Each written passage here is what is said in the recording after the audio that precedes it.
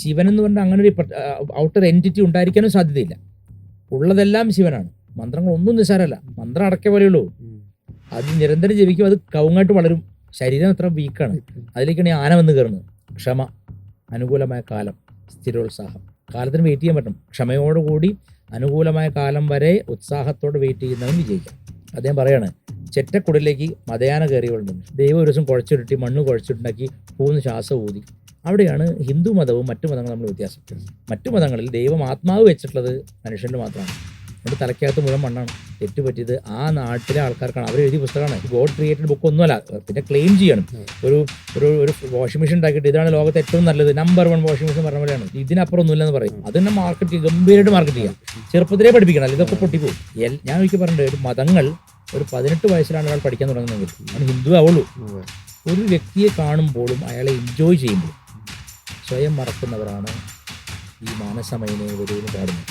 അത് ഏത് രാഷ്ട്രീയ പാർട്ടിക്ക് വേണ്ടി വീണാലും തല്ലിട്ടും, പിന്നെ പെണ്ണിന് വേണ്ടി വീണാൽ, ഈ ലോകത്ത് എന്തിനെങ്കിലും വേണ്ടി നിങ്ങൾ നിങ്ങളുടെ സ്വത്വം മറന്ന് വീണാൽ അതിൽ ദുഃഖമുണ്ടാകും.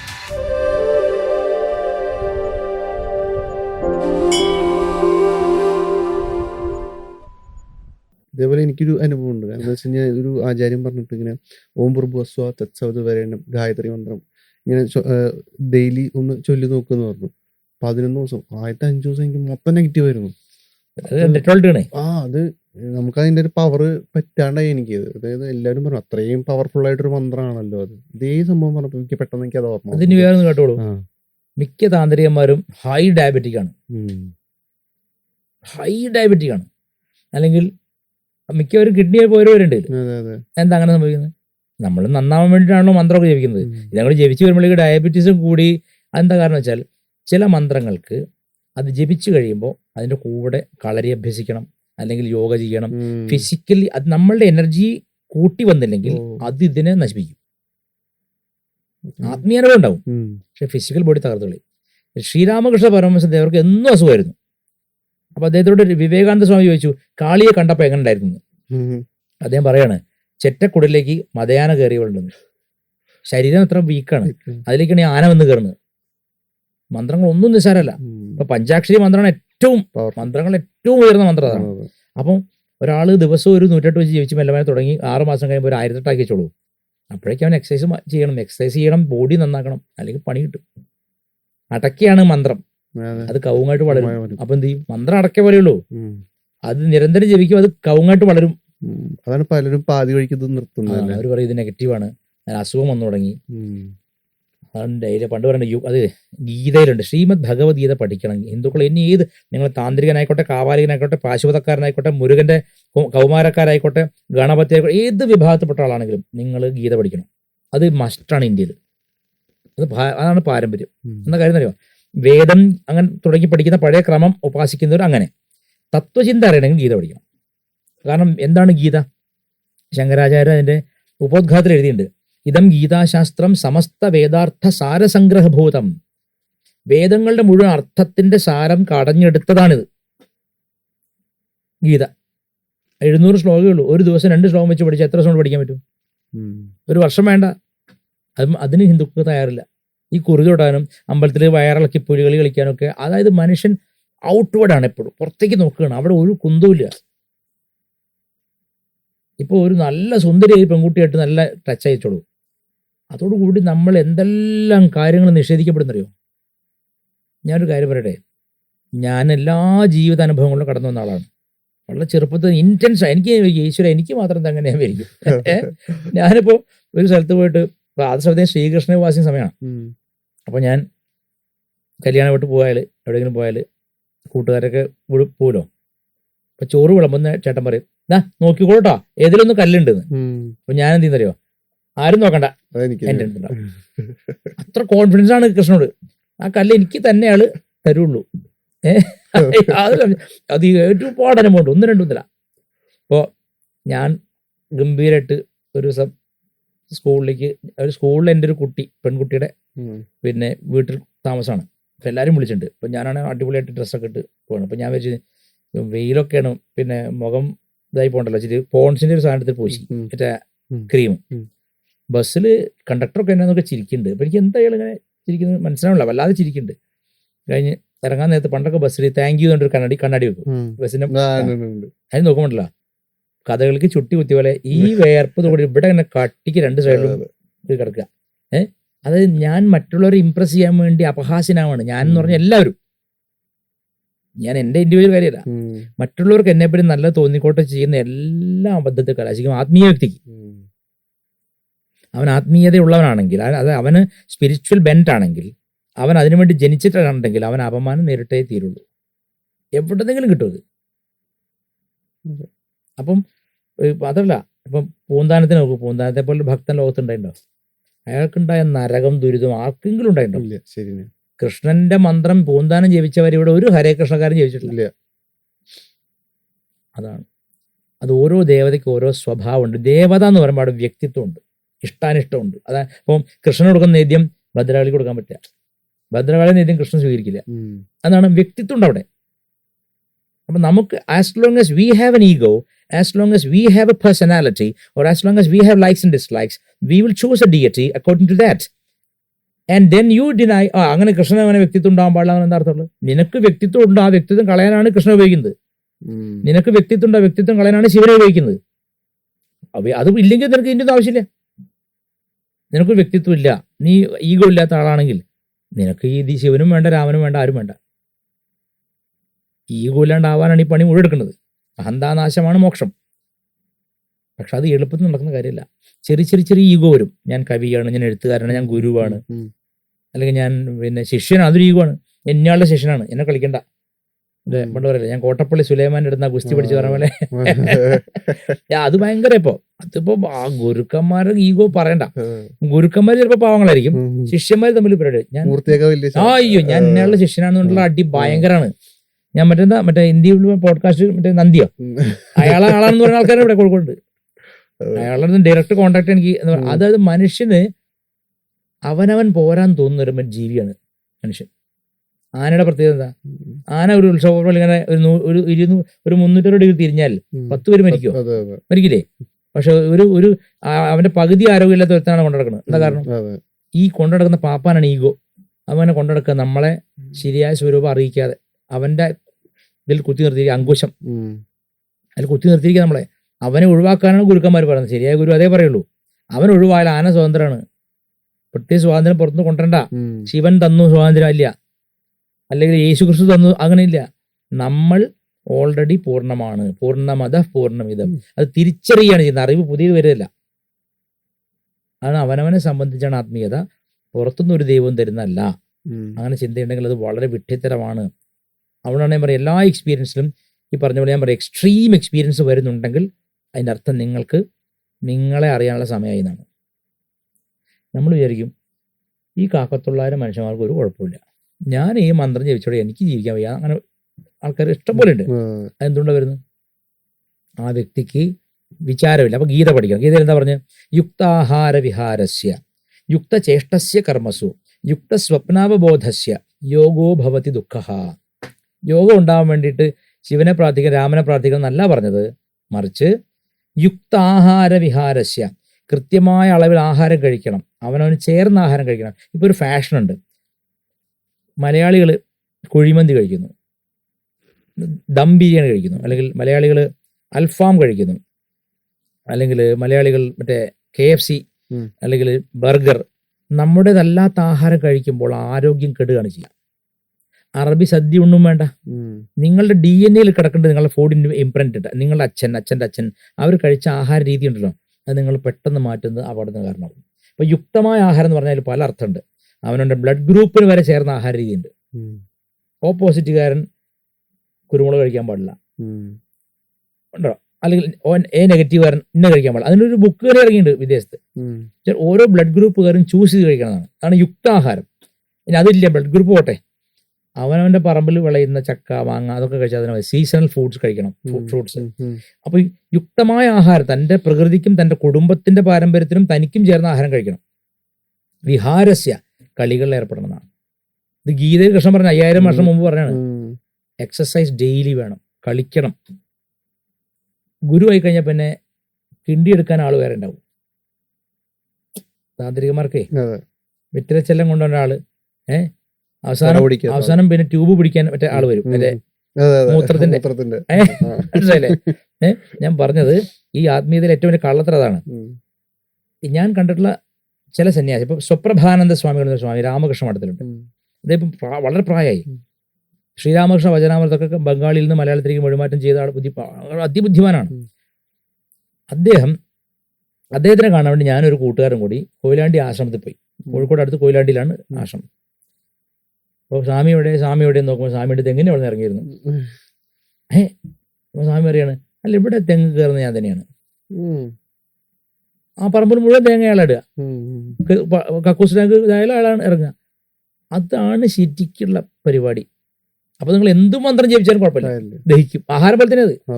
മറ്റത് നിങ്ങൾ മന്ത്രം ജപിക്കുന്നുണ്ട്, പിന്നെ നിങ്ങൾക്ക് തോന്നും ഞാനൊരു സ്പെഷ്യൽ ആയിട്ടുള്ള ആളാണ്. അപ്പൊ ഞാനായിട്ട് എൻ്റെ കുനിഞ്ഞിട്ട് പാത്രം എടുത്താൽ അത് മോശം തോന്നുമ്പോൾ ഈഗോ വളരെ ചെയ്യുന്നത്, ഓപ്പോസിറ്റാണ് വർക്ക് ചെയ്യുന്നത്. ഗുരുത്വം എന്ന് പറഞ്ഞാൽ എന്താ? ഗുരുത്വം ഉള്ളവനാന്ന് പറഞ്ഞാൽ എന്താ അർത്ഥം? അവൻ ഗുരുവിന്റെ മുന്നിൽ കുനിയുന്നവനർത്ഥം. ഗുരു ശബ്ദത്തിന് ഭാരമേറിയെന്നർത്ഥം. ഗുരു ശബ്ദത്തിന് അർത്ഥേ ഭാരമേറിയെന്നാണ്. പക്ഷെ ഗുരുത്വം എന്ന് പറഞ്ഞാൽ എന്താ അർത്ഥം? തീരെ ഭാരമില്ലാത്തനാവുന്നതാണ്. ചില അഹന്തയുടെ ഭാരമില്ലാതാകുമ്പോഴാണ് ഗുരുത്വം. ആത്മീയതയിൽ ഭൗതിക ലോകത്ത് ഗുരുത്വം എന്ന് പറഞ്ഞാൽ ഭയങ്കര ബലമാണത്. ലഘുത്വമാണ് ശരിക്കും ഗുരുത്വം. എൻ്റെ ഗുരു അമ്മ 24 മണിക്കൂർ ആളുകൾ കാണുന്ന ആളാണ്. ഈ കക്കൂസ് ടാങ്ക് അവിടെ അന്ന് കാലത്ത് കുഴിക്കക്കൂസാണ് വലിയ, അതിൽ നിന്ന് മലം കോരി ഭജന പാടിക്കൊണ്ട് മലം കോരി വൃത്തിയാക്കും. അപ്പം ശരിക്കും ആത്മീയതയുള്ള ആളുകൾ മടിയന്മാരല്ല. മാത്രമല്ല അത് ചുമക്കാവൻ ഇത് ചുമക്കാവൻ അങ്ങനെയില്ല, ഉത്സാഹികളായിരിക്കും. അല്ലാത്തവർക്ക് പറ്റില്ല പരിപാടി, അല്ലാത്തവർക്ക് പരിപാടിയേ പറ്റില്ല. അപ്പൊ എന്താ പ്രശ്നം വരുന്നത് വെച്ചാൽ ബാലാമന്ത്രം കൊടുക്കണം കണ്ടോടം തന്നെ. നീ നല്ല ആളാണ്. എന്താ വെച്ചാൽ ശിഷ്യൻ വേണ്ടത് എൻ്റെ ആവശ്യമാണേ, ഇത് ഞാൻ കൊടുത്തല്ലേ പറ്റുള്ളൂ. കാരണം 10 ശിഷ്യന്മാരുണ്ടെങ്കിൽ ഞാൻ ഗുരുവുള്ളൂ. ഈ ഗുണ്ടകൾ എങ്ങനെ വലിയ ഗുണ്ടയാവുന്നത്? 10 ശിഷ്യ ഗുണ്ടകൾ ഉണ്ടാവുമ്പോഴാണ് വലിയ ഗുണ്ടയാവുന്നത്. അതുപോലെയാണ് പരിപാടി. അതിലർത്ഥമില്ല. ഞാൻ പറഞ്ഞ ബാല വാങ്ങി, ഇയാൾ പറഞ്ഞു കൊടുക്കുവോ? ബാലയാണ്, അവൾ കുട്ടിയാണ്, 9 വയസ്സാണ്. പക്ഷെ അവർക്ക് കുഴപ്പമുണ്ട്, പൊങ്കിന്നും പേരുണ്ട്. അവൾ പ്രാണനെ ബലപ്പെടുത്തും, ചാടാൻ തുടങ്ങുള്ളൂ. ചാടാൻ വേണ്ട സ്ഥലമില്ലാത്തപ്പോൾ ആ ശരീരം നശിച്ചു പോകും. അത് എനർജിയും കൂടെ കൂടും. നമ്മൾ വിചാരിക്കുന്ന 108 ബാല ഇരിക്കുമ്പോൾ തന്നെ നമ്മുടെ പ്രഷറും ഷുഗറും ഒക്കെ പല വഴിക്ക് പറക്കും. നമ്മൾ ഡെയിലി സൂര്യ നമസ്കാരമോ അല്ലെങ്കിൽ ഓട്ടമോ അല്ലെങ്കിൽ ചാട്ടമോ ബോക്സിങ്ങോ റെസ്ലിങ്ങോ എന്ത് ചെയ്യണം. അത് ചെയ്യാത്തവനത് ചെയ്താൽ ചത്തു. അതാണ് നമ്മൾ പറയലേ ആം ചെയർ സ്പിരിച്വാലിറ്റി. ഇങ്ങനെ കൈയുള്ള കസേര എന്നിട്ട് ഇങ്ങനെ ധ്യാനം. ക്യാമറയുടെ മുമ്പിൽ നിന്ന് മാറി തൂറാൻ പോലും പോകുന്നില്ല ഒരു ഗുരുക്കന്മാർ. ഇപ്പോൾ ക്യാമറയുടെ മുമ്പിൽ എല്ലാ പരിപാടി 24 ഇത്രയും വീഡിയോ വരെ. എനിക്ക് എത്ര വീഡിയോ അങ്ങനെ ഇറങ്ങണം എന്താ അത്ഭുതം. മാർക്കറ്റിംഗിന്റെ ഒരു ഭാഗം അല്ല, അത് മൂത്രമൊഴിക്കാൻ പോണ്ടേ? ഫുൾ ടൈം അവർ ഇതിന് മുമ്പിലാണ്. അങ്ങനെ ആവരുത്. നമ്മളുടെ ഫിസിക്കൽ ബോഡി നമ്മുടെ ഷ്രൈനാണ്, ടെമ്പിളാണ്.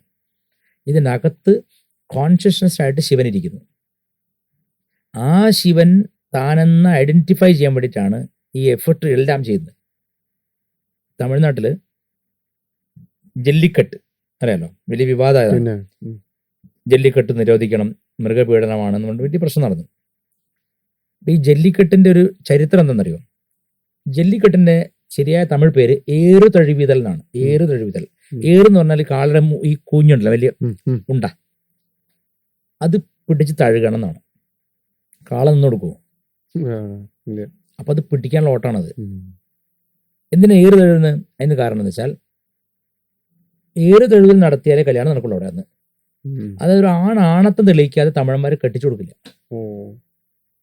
അതുകൊണ്ട് അവരുടെ ഇടയിൽ കുട്ടികളില്ലാത്ത പ്രശ്നം ആ കാലത്ത് ഒന്നുമില്ല. എന്താ വെച്ചാൽ ഈ കാള പോർക്കാള പോലെയാണല്ലോ, ഇത് വെറും കണ്ടത്തിൽ കൂടെയാണ്. അല്ലാണ്ട് ഇവരുണ്ടല്ലോ ഫ്രാൻസുകാരാണ്, സ്പെയിൻകാരെ വരെയല്ല, മാറ്റഡോർ അതല്ല. അത് കുറച്ചുകൂടി നല്ല പ്രതലാണ്, സെക്യൂരിറ്റി ഉണ്ട് അവർക്ക്. ഇത് അങ്ങനെയല്ല, വേറൊരു കയ്യിലും കൊണ്ട് മടക്കി കുത്തിയിട്ടാണ് ഈ ചെയ്യുന്നത്. അതായത് ഈ കാലിന്റെ പ്രത്യേകിച്ച് അതിനെ പിടിച്ചു വെച്ചോളൂ കൊമ്പില്, അല്ല ഈ മൂഞ്ഞിൽ പിടിച്ചാൽ, ഈ ഏറിൽ പിടിച്ചാൽ അത് പിന്നെ നിങ്ങളെ ഒരു 1/2 കിലോമീറ്റർ വലിച്ചോണ്ട് പോകും. അപ്പൊ ആ വലിച്ചോണ്ട് പോകുമ്പോൾ നമ്മുടെ 2 കാലും ഈ റഫായിട്ടുള്ള ഒടുവിലിട്ടിരിക്കുന്ന പ്രതലത്തിൽ നിന്ന് ഇറങ്ങും. കാലിന്റെ അടിയിലെ തോല് മുഴുവൻ പോവും, ഉള്ളം കാലിലെ തോല് മുഴുവൻ പോവും. ഏത് വയസ്സിൽ? 20 വയസ്സുള്ള തമിഴന്റെ, 21 വയസ്സുള്ള തമിഴന്റെ. അപ്പോൾ അത് മെല്ലെ ആറി ഉണങ്ങുള്ളത്, റഫാവും, കാലടി കണ്ടറിയും. അപ്പോൾ കല്യാണം പെണ്ണ് കാണുന്ന ചടങ്ങ് അവിടെ നടക്കും, അവിടെ ഉണ്ടല്ലോ. പക്ഷെ ശരിക്കും പെണ്ണ് കാണലാണ് നടക്കുന്നത്, ആണ് കാണലാണ്. ആ പെണ്ണിങ്ങോട്ട് വരും, എന്നിട്ട് ചെക്കൻ്റെ കാലിൻ്റെ അടിയിലേക്ക് നോക്കും. പെണ്ണിൻ്റെ അമ്മാവൻ, പെണ്ണിൻ്റെ അച്ഛൻ എല്ലാവരും നോക്കും, അത് റെഡിയാണോ, കല്യാണം ഉറപ്പാണ്. അപ്പോൾ ഒരു ആചാരത്തിൻ്റെ പിന്നിൽ നമ്മൾ ചിന്തിക്കാത്ത ഒരുപാട് ഘടകങ്ങളുണ്ട്. ഈ ഏറ് തൊഴിൽ ആരെ തുടങ്ങിയെന്നറിയോ? തമിഴന്മാരുടെ വിശ്വാസമാണേ. ഏറ് തൊഴിൽ തുടങ്ങിയത് ശിവനാണെന്നാണ്. ആദ്യ ശിവൻ വന്നപ്പോൾ ഇവിടെ ആർക്കും ഉണവില്ല, ഉണവ് എന്ന് പറഞ്ഞാൽ ആഹാരമില്ല. അപ്പൊ എങ്ങനെ ആഹാരം ഉണ്ടാക്കണം, how to cultivate, how to till the land, ഭൂമി എങ്ങനെ ഉഴുതുമറിക്കാം. അതിനോട് മുമ്പ് ഒരു കാളയുണ്ടല്ലോ, അപ്പം കാളയായിട്ട് പുള്ളി ഇങ്ങനെ ഓടും, അതിൽ അതിന് ഉഴുതിട്ട് അവിടെ വിത്തിടും, എന്നിട്ട് വിത്ത് മുളപ്പിക്കും. എവിടെ ഏത് കണ്ടത്തിലാണോ കാളയോട്ടം നടക്കുന്നത് ആ കണ്ടത്തിലാണ് വിത്ത് വലിക്കുന്നത്. കൊയ്ത്ത് കഴിഞ്ഞാൽ പിന്നെ പരിപാടി, അത് കഴിഞ്ഞാൽ അടുത്ത കൊയ്ത്ത്, അങ്ങനെ അങ്ങനെ അടുത്ത വിത, അത് കഴിഞ്ഞാൽ അടുത്ത കൊയ്ത്ത്. അങ്ങനെയാണ് കാർഷിക സമൂഹമാണ് ഇന്ത്യ. ഇതെല്ലാം സ്പിരിച്വാലിറ്റി ആണ് ഏത് തൊഴിൽ സ്പിരിച്വാലിറ്റി ആണ്. അത്ര ഫോക്കസ് ഉള്ള ആൾക്ക് മാത്രമേ ഉള്ളൂ ഈ ഏത് തൊഴിൽ ചെയ്യാൻ പറ്റുക, അല്ലേ? ഈ എല്ലാ ആത്മീയ കുറുക്കന്മാരും ചിലപ്പോൾ മരിച്ചു പോയത് ചെയ്താൽ ഞങ്ങൾക്ക് ഏകാഗ്രതയാണ്, ഞാൻ എത്ര മണിക്കൂർ ധ്യാനത്തിരിക്കുന്ന പറഞ്ഞ ആൾക്കാരെ നിങ്ങൾ ഒരു പോർക്കാളിൽ നിന്ന് പിടിക്കുക പറഞ്ഞാലേ ആ വഴിക്ക് പോകില്ല അവര്, ശിഷ്യന്മാരെ വിടും, അത് ചത്തോട്ടെ. അപ്പൊ അതാണ് ഞാൻ പറഞ്ഞത്, അതായത് നമ്മുടെ ഫിസിക്കൽ ബോഡി ഒരു ഷ്രൈൻ, ടെമ്പിൾ ആണ്. It must be kept clean, hygienic, healthy and strong, so that the inner consciousness, when it grows, it can contain in the energy. അത് കണ്ടെയ്ൻ ചെയ്യാൻ പറ്റാതെ ആകുമ്പോഴാണ് ഈ ഭ്രാന്ത് പോലെയൊക്കെ ആവുന്നത്. നിങ്ങൾക്ക് വട്ടായി പോകും. എൻ്റെ ഒരു സുഹൃത്തുണ്ട് കോഴിക്കോട്, പേര് ഞാൻ പറയുന്നില്ല. അയാൾ ആദ്യമൊക്കെ ഞങ്ങളുടെ കൂടെ തന്നെയായിരുന്നു, മന്ത്രമൊക്കെ ജപിച്ച് വളരെ അടിപൊളിയായിട്ട് നടക്കണം. പിന്നെ പെട്ടെന്ന് പുള്ളിക്ക് തോന്നി ഇത് പോരാ, ഓഷോയുടെ ഡൈനാമിക് മെഡിറ്റേഷൻ പഠിക്കണം. പുള്ളിക്ക് ഏതൊരു ബുക്ക് കിട്ടിയായിരുന്നു, വിട്ടു. പുള്ളി പൂനെക്ക് പോയി, പൂനെ പോയിട്ട് ഓഷോ കമ്മ്യൂണിൽ പോയിട്ട് പല കോഴ്സുകൾ ചെയ്തു, ഡൈനാമിക് മെഡിറ്റേഷൻ ചെയ്തു. തിരിച്ചു വന്നിട്ട് പുള്ളി ആദ്യം ചെയ്തതെന്ന് വെച്ചാൽ 4 വയസ്സുള്ള മകനെയും കൊണ്ട് കോഴിക്കോട് പാളയത്തേക്ക് ബസ് കയറി. കുന്നമംഗലം എന്നൊരു സ്ഥലമുണ്ട് അവിടെ, അവിടുന്ന് പാളയത്തേക്ക് കയറി. പാളയത്തേക്ക് ബസ് കയറിയിട്ട്, പാളയം സ്റ്റാൻഡ് ഭയങ്കര തിരക്കാണല്ലോ, മാർക്കറ്റ്, പച്ചക്കറി മാർക്കറ്റ്, ആ തിരക്കുണ്ട്. കുട്ടി അവിടെ നിർത്തിയിട്ട് പുള്ളി തിരിച്ച് വീട്ടിലേക്ക് വണ്ടി കയറി. ഓഷോയുടെ പരീക്ഷണങ്ങളാണ്. കുട്ടി സ്വയം വീട് കണ്ടുപിടിച്ച് വരും. കുട്ടി വന്നില്ല, ഒരു 24 മണിക്കൂർ കഴിഞ്ഞില്ല, അതിന് മുമ്പ് തന്നെ CIT-കാർ വീട്ടിൽ ചെന്നു കുട്ടിയെ കൊണ്ട്. CIT-കാർ പോലീസൊക്കെ അടിച്ച് പരിപ്പിളക്കി, കുണ്ടലിലേക്ക് അടിച്ച് പറമ്പിലേക്ക് ഇട്ടു. അത് വട്ടളകണേ. ഡൈനാമിക് മെഡിറ്റേഷൻ എന്തൊക്കെയോ ഓർഡർ ഇല്ലാണ്ട് ശ്വാസം വലിപ്പിച്ചിട്ടും തുള്ളിച്ചാട്ടിട്ടും ചെയ്ത മെഡിറ്റേഷന്റെ ഫലം സ്വന്തം കുഞ്ഞിനെ പരീക്ഷാവസ്ഥയാക്കുകയാണ്. ആ കുട്ടിക്കുണ്ടായ ട്രോമ ഒരിക്കലും മാറില്ല. ഇതാണ് നമ്മൾ വലിയ പോപ്പുലർ ഗുരുക്കന്മാരിൽ പലരും പറയുന്നത് വളരെ വിരുദ്ധമായിട്ടുള്ള കാര്യങ്ങളാണ്. അപ്പൊ അതിന് കുഴപ്പം, ഓഷോയുടെ കാര്യം പ്രത്യേകിച്ച് പറയാം. ഓഷോയെ പറ്റി എനിക്ക് വലിയ റെസ്പെക്ട് ആണ്, കാരണം ക്രിസ്ത്യാനിറ്റി ഒക്കെ ചോദ്യം ചെയ്യാൻ കാണിച്ച ധൈര്യം. പക്ഷെ പൊതുവെ ഇവർ സൗന്ദര്യം നോക്കുന്ന ആൾക്കാർ, അല്ലാണ്ട് വേറൊന്നുമല്ല. കാണാൻ അത്ര ചന്തല്ലാത്ത ഗുരുവാണെങ്കിൽ കുറച്ച് സംശയം ഉണ്ടാവും, ഇയാൾ കള്ളനാണോ. നല്ല സുന്ദരനാണെങ്കിൽ അടിപൊളി, അല്ല മേക്കപ്പ് ഇടാൻ വേണ്ടി ആൾക്കാരുണ്ട്, മേക്കപ്പ് ഇടാൻ പൈസ ഉണ്ടെങ്കിൽ എല്ലാവരും വരുമല്ലോ. അപ്പോ ഇദ്ദേഹം പറഞ്ഞു ഡൈനാമിക് ചാടി ചാടി ചാടി ശ്വാസം വലിച്ച് കൂന്ന് കൂവി. When you do that what happens, നിങ്ങൾ ഈ ഒരു കൃത്യമായ പദ്ധതിയിൽ ഒഴുകിക്കൊണ്ടിരിക്കുന്ന പ്രപഞ്ചത്തെ ഡിസ്റപ്റ്റ് ചെയ്യാണ്. ആ ഡിസ്റപ്ഷൻ നിങ്ങൾക്ക് സ്വയംഭോഗത്തിന്റെ രുചി, സ്വയംഭോഗം ചെയ്യുമ്പോൾ ഉണ്ടാകുന്ന ഒരു സന്തോഷം തരും. അതായത് ഒരു പിരിമുറുക്കത്തിൽ നിന്ന് പെട്ടെന്നൊരയവ്, താൽക്കാലിക. അപ്പൊ ഒരു ആനന്ദം. അത് ആനന്ദമാണ് തെറ്റിദ്ധരിച്ചിട്ട് അത് മറ്റുള്ളവരെയും പഠിപ്പിക്കുകയാണ്. വീട്ടിലെ വസ്തു ഇയാൾക്ക് അവസാനം മുഴുവട്ടായി. ഇയാള് പുതിയ TV വാങ്ങി വെച്ചത് ക്രിക്കറ്റ് പരമായിട്ട് അടിച്ചു പൊട്ടിച്ചു. അയാൾ പറഞ്ഞ കെയോസ് ആണ് ലോകം എന്നാണ്. അപ്പം ഞാൻ പറഞ്ഞു, നിങ്ങൾക്ക് കെയോസിന് അവകാശം ഉണ്ടെങ്കിൽ നാട്ടുകാർക്കുണ്ട്. അവരൊന്നിനും നല്ലോണം അടി ഇപ്പോഴും പൊട്ടിക്കും. അപ്പൊ ഈ ആത്മീയതയുടെ പേരിൽ ഒരുപാട് ഇങ്ങനത്തെ ഫിലോസോഫിക്കൽ തട്ടിപ്പുണ്ട്. വേറൊരു ടീമുണ്ട്, അതെനിക്ക് എന്നോടൊരു സ്ത്രീ വിളിച്ച്, വിദേശത്താണ്, അമേരിക്കൻ തോന്നുന്നത്, അവര് വിളിച്ചു പറഞ്ഞു, അവര് ലളിതാ സഹസ്രനാമം എവിടെ പഠിക്കാൻ പോയി, ഓൺലൈൻ തന്നെ. അത് കഴിഞ്ഞ് സംശയം എന്തെങ്കിലും രാത്രി 9 മണിക്ക് വിളിച്ചോളാം പറഞ്ഞു പറയാം ആചാര്യൻ. അപ്പൊ ഇവരെല്ലാ ദിവസം വിളിക്കുമ്പോൾ ഇവരിൽ എന്ത് പറഞ്ഞ അവസാനം യോനിയിലേക്ക് എത്താണ് പരിപാടി. വിശ്വയോനിയാണല്ലോ ദേവി, യോനി നിരയാ. അപ്പൊ ഇവർക്ക് എന്ത് ചിന്തിച്ച് മനസ്സിലായിട്ട് എന്താ ഇയാളെ എന്ത് പറഞ്ഞാലും അറിയാണ്ട്, എങ്ങനെ പോയാലും സ്വരാജ്യം ഉണ്ടെന്ന് പറഞ്ഞാലേ എങ്ങനെ പോയാലും അറിയാണ്ട് യോനിയിലേക്ക് വരുന്നത്. അപ്പം ആ സ്ത്രീ പറഞ്ഞു, ആചാര്യ എന്താണ് എല്ലാം, അപ്പൊ അതല്ല, നിങ്ങൾക്ക് മനസ്സിലാകത്തോണ്ടാണ്, നിങ്ങൾ തന്നെയാണ് ശക്തി, നിങ്ങൾ എൻ്റെ മുമ്പിൽ കുമാരി പിന്നെ ഒരു ദേവിയായിട്ടിരുന്നാൽ ഞാൻ യോനി പൂജ ചെയ്തു തരാമെന്ന്. ഇത്ര മനോഹരമായിട്ട് തെറിവായി ആർക്കാൻ പറ്റുമോ? ഗിരീഷ് പുത്തഞ്ചേരിക്ക് പറ്റുമോ? കൈതപ്പുറത്തിന് പറ്റുമോ? പി ഭാസ്കറിന് പറ്റുമോ? വയലാറിന് പറ്റുമോ? ഇല്ല, നമ്മുടെ ഗുരുക്കന്മാർക്ക് പറ്റും. സ്ത്രീകളെ എങ്ങനെ കടത്താം എന്നുള്ളതാണ് അവരുടെ റിസർച്ച്. അതിന് വേണ്ടി ചിലപ്പോൾ അവർ ലളിതാംബികയെ പിടിക്കും, മാതങ്കിയെ പിടിക്കും, കാളിയെ പിടിക്കും, താരയൊക്കെ പിടിക്കും. അവർ ഒറ്റ ഫോക്കസ് അവർക്കുള്ളൂ. അവരെ ഏകാഗ്രത കള്ളന്മാർക്ക് പോലും ഇല്ല. ഞാൻ പറഞ്ഞത് ശിവൻ ഇങ്ങനെ അതെ മെല്ലെ ഇങ്ങനെ ട്യൂൺ ചെയ്ത് നോക്കുക. എനിക്ക് ആ ഭയങ്കരമായിട്ടാ ഞാൻ ഞെട്ടി. ആ പെൺകുട്ടിയോട് ഞാൻ പറഞ്ഞു, അയാൾ നമ്പറും ധരിക്കും, അയാൾ എന്തോ അയാളെ സ്കില്ല് തന്ത്രം പഠിച്ചിട്ടില്ല. അയാള് ലളിതാദാസം മര്യാദയ്ക്ക് ഒറ്റ തവണ ചൊല്ലാനൊക്കെ പറ്റില്ല. പക്ഷെ അയാൾ പഠിപ്പിക്കുന്നുണ്ട്. ആയിരക്കണക്കിന് സ്റ്റുഡൻസ് ഉണ്ട്. അയാളാണ് ശിഷ്യയോട് പറയണത്, പിന്നെ യോനിയാണ് നിങ്ങൾ ശ്രദ്ധിക്കേണ്ടത്. നിങ്ങൾ ഇവിടെയും ധ്യാനിക്കരുത്. ഭ്രൂമധ്യത്തിൽ ധ്യാനിച്ചാൽ തല ചൂടാവും. ഹൃദയത്തിൽ ധ്യാനിച്ചാൽ നിങ്ങൾക്ക് ലോകത്തോട് വിരക്തി വരും. അപ്പൊ നിങ്ങൾ അവിടെ തന്നെ ചെയ്താൽ ഞാനതിന് എന്ത് ചെയ്യാം, നിങ്ങളെ ഇരുത്തിയിട്ട് യോനി പൂജ ചെയ്തിരാന്ന്. യോനി പൂജ എന്നൊക്കെ ഇനിയിപ്പോ പേരൊന്നും അറിയില്ല. ഞങ്ങൾ മോഹൻലാലിന്റെ സിനിമയിൽ പറഞ്ഞിട്ട് ഇതിന് ഞങ്ങളുടെ നാട്ടിൽ പാമ്പെന്നാ പറയുന്നത്. ഏതൊരു സിനിമയില് മോഹൻലാലിന് മൂത്രം ഒഴിക്കുമ്പോൾ തമിഴിനപ്പുറത്ത് മൂത്രം ഒഴിക്കുന്നത് ലോറി ഡ്രൈവർ അതെ സ്വാമി നീങ്ക സിംഗം താന്ന് സിംഗ ഞങ്ങളല്ല പുലി അത് പാമ്പെന്നാ പറയണത്. അതേപോലെയാണ് ഇവരെ പരിപാടി. ഇവർ ഈ തന്ത്രത്തിൽ പറഞ്ഞ മുഴുവൻ വാക്കിന്റെ അർത്ഥം വേറെയാണ്. ഇവരുടെ ഉദ്ദേശം എന്താണ്? ആ പെണ്ണിനെ എത്രയും പെട്ടെന്ന് ഒറ്റ ടെൻഷൻ ഉള്ളൂ. അതിനുവേണ്ടി ഇവരെന്ത് തർക്കം, അത് തെറ്റാണ്. When you do something against the laws of the nature, definitely you'll be punished. ഇപ്പൊന്നും പറയുന്നില്ല, time will come, any time. പക്ഷെ അതിന്റെ സാഡ് പാർട്ട് എന്ന് പറഞ്ഞാൽ ആ വ്യക്തിക്ക് പിന്നെ ഒരു സ്പിരിച്വാലിറ്റി വിശ്വാസമല്ല ഉണ്ടാവും. ആർക്ക്?